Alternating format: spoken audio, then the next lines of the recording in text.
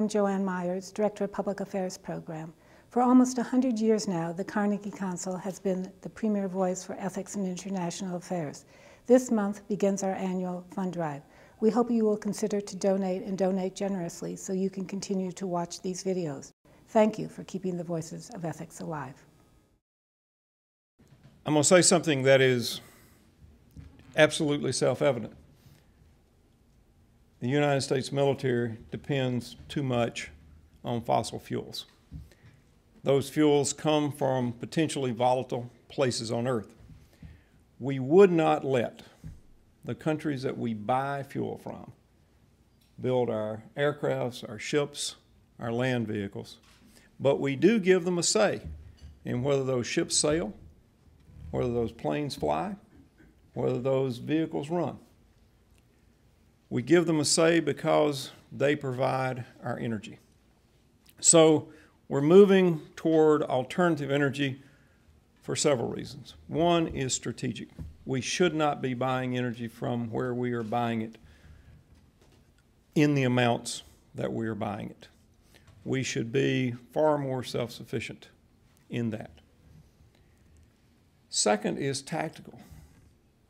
To get a gallon of gasoline to a Marine frontline unit in Afghanistan, and gasoline is what we import the most into Afghanistan. You have to take it across the Pacific by convoy and road up across the Hindu Kush and then down to one of the forward operating bases. Or you take it across the Atlantic through the northern distribution network in the Baltics, across Russia, and down across the Amandara, again, to a frontline base in Afghanistan. It's incredibly expensive, hundreds of dollars a gallon to get it there. But probably more important, it's dangerous. The Army did a study about a year ago that said for every 24 fuel convoys we take into Afghanistan, we lose a soldier or a Marine guarding those convoys. And in the last 2 months, we've had 6 Marines wounded guarding fuel convoys. That's a pretty high price to pay for fuel. It also keeps them from doing the things they were sent there to do, which is to fight, to engage, to rebuild.